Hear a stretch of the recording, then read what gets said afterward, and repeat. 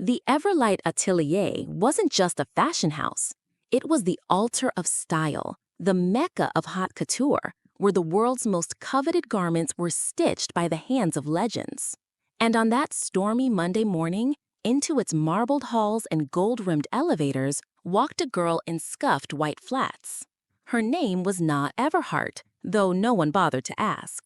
Dressed in wide-leg linen pants and a soft gray button-down, she carried no designer purse, wore no makeup, and smelled faintly of rain and lavender. Her hair was twisted into a messy bun that looked accidental, not curated. In a lobby full of Balenciaga, she looked like she'd wandered in from a farmer's market. The receptionist barely glanced up. "You're here for the intern rotation?" Na nodded politely. "Yes, Na Everhart." The woman's eyebrows flicked up, amused. "Everhart? Cute. That your real name?" Before Na could answer, a voice sliced through the air. "She looks like she belongs in inventory, not the design floor." It was Veronique, Everlight's senior stylist, draped in flowing silk and dripping disdain. Behind her, a flock of interns snickered. There was Jasmine, with her flawless blowout and pearl-pinned heels, Talia, the marketing protégé in sharp black leather, and Romeo, the token flamboyant assistant who always had something cruel and clever to say. "She doesn't even have a portfolio case," Romeo whispered, loud enough to sting. "Maybe she sketched something on napkins," Jasmine smirked, "or used crayons." Na said nothing. Her canvas-tote hone at her side, unbothered. She'd been in colder rooms than this. Veronique flipped through the clipboard. "You're assigned to fabric prep. Basement. Go with Talia. Don't touch the samples." Talia rolled her eyes, but motioned with her head. "Come on, Evernap." Na followed, her footsteps soft on the polished floor, her hazel eyes calm and curious. They passed glass studios where famous designers pinned muslin to mannequins and barked instructions in French. Na caught flashes of shimmering chiffon, beaded bodices, and whispered legends. No one noticed her. No one asked who she was. And that was exactly how she liked it. Until they gave her the wrong fabric. Until someone mistook her for cleaning staff. Until her sketchbook accidentally went missing. And until the label that bore her name would show up in places none of them could ignore. The basement smelled like steamed fabric and stress. Industrial irons hissed, sewing machines buzzed like bees in a frenzy, and interns moved like ghosts under the hum of fluorescent lights. This was the underbelly of Everlight, the part no fashion magazine ever featured. This was where real work and real cruelty happened. Talia led Na to a metal table stacked with bolts of fabric. "This is where you stay. These swatches need tagging, separating, and prepping for transport upstairs," she said without turning around. "Don't mislabel anything. That's how people get fired." She didn't wait for a response. She disappeared through a swinging door, her heels clicking like judgment. Na stood still for a moment. Then she took a breath and got to work. She moved quickly but precisely, feeling the textures between her fingers: silk georgette, raw organza, hand-dyed tulle.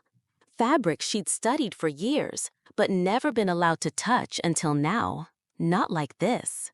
An hour passed, then 3. At noon, Jasmine strutted in, latte in hand, eyeing Na's meticulous stack of labeled samples. "Wow," she said mockingly. "Look at you. So efficient. I guess when you dress like a background extra, you've got time to focus on boring stuff." She reached over and flipped Na's labels onto the floor. Na's hands tensed for half a second, but she knelt silently and picked them up. Behind her, Romeo appeared with a burst of laughter. "Oh no, are we bullying the help again?" he grinned. "Careful, Jasmine. She might cry and call HR, or worse, start a blog about empowerment." They left, giggling. Na resumed her work. In the corner of the room, a mannequin stood half-covered in an unfinished gown.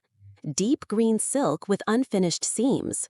Something about it tugged at Na's instincts. She glanced around. The room was empty again. She stepped closer. The design was wrong. Clumsy stitching, poor structure. But the fabric was exquisite. She adjusted the bodice slightly, pulling a seam, pinning a fold. Her fingers moved like they remembered what others had tried to forget. She didn't know Margot was watching. Margot, quiet, watchful Margot, assistant to one of Everlight's reclusive head designers, had come down for materials. But she paused by the door when she saw Na working, and she didn't interrupt. She just watched, as the girl in linen brought the fabric to life. That night, as the others preened for a private showroom preview upstairs, Na stayed behind, finishing her sorting. No one invited her. No one even asked. She was invisible. And yet, upstairs in a room full of flashing cameras and curated egos, a single mannequin stood in the corner, now transformed. And it whispered of something, someone, the industry had overlooked. The next morning, the whispers began. Did you see the mannequin in Studio 3? Someone fixed it, like really fixed it. No one's taking credit. It wasn't assigned. Was it Veronica? Na heard them, of course. But she kept sorting seams in the basement. She didn't need the spotlight. Yet the spotlight had started inching toward her. At noon, a courier arrived with an urgent delivery. A gown from Paris. Delicate, limited, worth more than most apartments. The receptionist hesitated. Who's free to log this in? Talia, lounging nearby, shook her head. Busy. Romeo shrugged. Lunch. Na stepped forward. I can handle it. The courier looked her over, uncertain, but time pressed and she looked calm, trustworthy. He handed over the garment. Be careful, it's irreplaceable. Na nodded. She held it with reverence, tracing the silhouette with trained eyes. The stitching was impeccable, but a thread near the bodice had loosened, barely visible to the untrained. She paused in front of the showroom mirror, adjusted the hanger, and gently tucked the flaw back into place with a single pin. Barely a touch. Behind her, Sophie, Veronica's assistant, stepped into view. What do you think you're doing? Na turned slowly. Just making sure it's secure. Sophie's eyes narrowed. You're not authorized to handle couture. She stepped closer, her voice venom sweet. You think you're special because someone upstairs liked your little fix-it moment? Na didn't answer. That made it worse. I know your type, Sophie hissed. Small town, big dreams. Think you're gonna break into fashion with a tote bag and humility. She reached forward and yanked the pin Na had just placed, and the gown slipped. A small tear whispered down the seam like a scream in silk. A beat of silence. You did that, Sophie gasped loudly, eyes wide, already summoning the others. She tore it, she ruined it. Footsteps thundered. Veronique, Jasmine, Talia, Romeo all arrived in seconds. Veronique's eyes blazed. What did you do? Na tried to explain. The thread was loose, She admitted it, Romeo gasped. She messed with the Paris piece. It's sabotage, Jasmine said. You're jealous. She wanted to make a name for herself, Talia sneered, by destroying someone else's work. Na looked from face to face. There was no room for truth here. Only performance. Only power. Veronique turned to the receptionist. Call security. Na's breath caught, but she didn't plead. She gently placed the garment back on the form, smoothing its fabric one last time. As footsteps approached from the lobby, as the others snickered, whispered, streamed her humiliation, Na did one last thing. She reached into her tote, pulled out her sketchbook, and laid it silently on the table. Since you already think I'm here to make a scene, she said softly, you might as well see what you're really afraid of. Then she turned and walked toward the elevator. Alone, head held high. Inside that sketchbook were months of work. Designs, silhouettes, patterns, ideas that would shift the season's direction. Some already unknowingly copied by the house. None of them knew it yet. But they had just pushed out the woman behind the future of fashion. For 3 days, Everlight buzzed with rumors. Did you hear? Someone bought a majority stake. They're saying the atelier is changing hands. A full acquisition, quiet but powerful. Some intern got blamed for sabotage, but now legal's involved. Veronique dismissed it as gossip. Talia started posting Team Unity stories. Romeo played damage control with dramatic flair. And Jasmine? She just doubled down on fake smiles and filtered selfies. But something was shifting. The energy in the building had changed, like a current beneath the floor. Then, on Friday at noon, the doors to the Everlight showroom opened. Everyone was called in, designers, interns, staff. Veronique stood front and center, expecting praise or promotion. Sophie was already live streaming. The press was there too, invited to witness the unveiling of Everlight's new creative direction. The air was thick with tension. Then a tall man stepped through the rear entrance. Raphael Lindwood, investor, mogul, known for turning forgotten brands into empires. He was followed by silence, then whispers, and then her, Na Everhart. Same soft step, same quiet dignity, but this time she wasn't in linen and flats. She wore a fitted dove gray suit, minimalist and flawless. No jewelry, no need. Her presence was a statement in itself. The interns froze. The stylists blinked. Veronique's smile faltered, just slightly. Raphael stepped forward, his voice calm but sharp. "Thank you all for coming." A murmur rippled. Everlight Atelier, he continued, has entered a new chapter, and it's time we acknowledge the creative force behind the direction we've begun to take. He turned to Na. "This is Na Everhart," he said, letting the name settle over the stunned room. Founder of the Eve label, a designer whose work you've all seen, worn, or copied, without knowing it. Sophie's livestream view count surged. 3 days ago, she was humiliated in this very building, mocked, accused, dismissed, by people too busy looking at labels to recognize legacy. Veronique's face turned pale. She is now Everlight's majority shareholder and, effective today, its new creative director. Gasps echoed like thunder. Na stepped forward. She didn't raise her voice. "I didn't come here to seek revenge," she said. Her voice was even, low, but carried weight. "I came to watch, to feel the culture, to see if this house still remembered what fashion is really about: story, soul, and respect." She looked directly at Veronique. "I was given scraps and shade, but from that, I built clarity." She turned to the staff.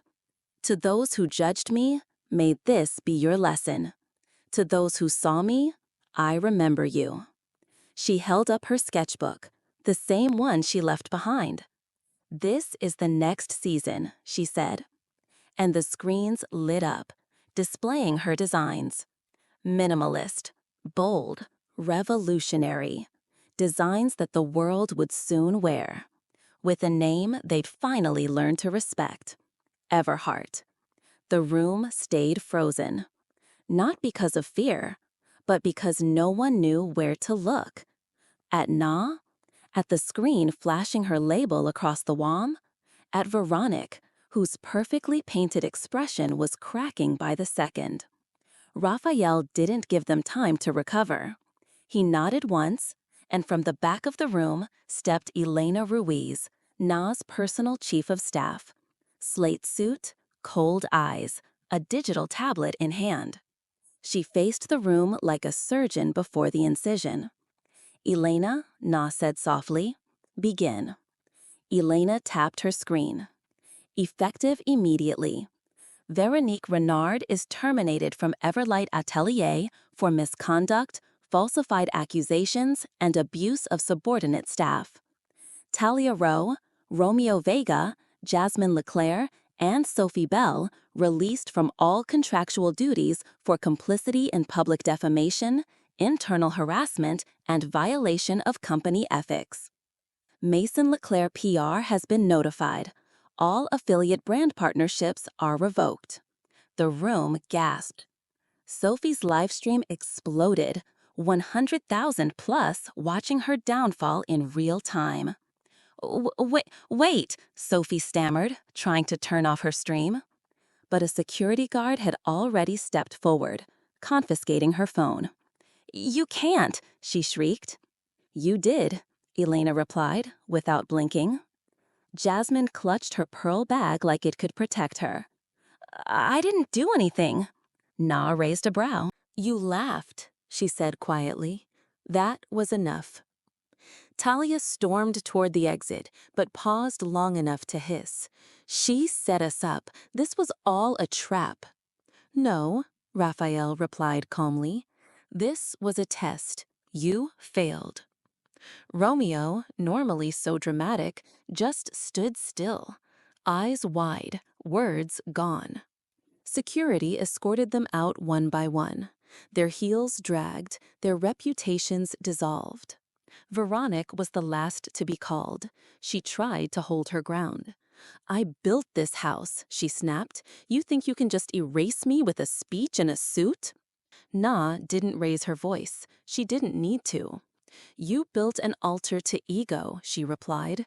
"We're building one to art." Security flanked Veronique. She looked at Na one last time. "I underestimated you," she said bitterly. Na offered a soft, devastating smile. Everyone did. As Veronique was led out, her stilettos clicking like funeral bells, the room fell silent once again. But this time, it wasn't shame or shock. It was respect. The same interns who once whispered behind Na's back were now watching her with wide, reverent eyes. Some clapped. A few cried. And one of them, Margot, the quiet assistant who had always watched without judgment, stepped forward. Na met her gaze and nodded. "You saw me," she said simply. And that was everything. The press called it a revolution. By sunset, every major fashion outlet had splashed the same headline across their digital covers. "The girl they laughed at now owns the industry." Within 24 hours, Everlight's stock tripled. Eve's identity was no longer a mystery. The footage of Sophie's livestream topped 20 million views. A new viral phrase was born: beige now, billionaire later. But Na? She didn't post. She didn't gloat. She didn't even grant a single interview. Instead, she returned to the same basement room. Same sewing tables, same swatches, same light humming from the ceiling. Only now, it was hers. She walked the atelier not with vengeance, but vision. To her new team, diverse, curious, kind, she gave full creative control. She built programs for underprivileged designers. She opened anonymous mentorship lines. She removed the mirror from the design review room. Because fashion, she said, should be made for every soul, not every status. In the weeks that followed, Veronique's name vanished from every press mention. Romeo tried launching a podcast. It flopped. Talia became a footnote. Jasmine took a long break from the industry. Sophie deleted her socials. But Margot? Na invited her to be the face of Eve's next campaign.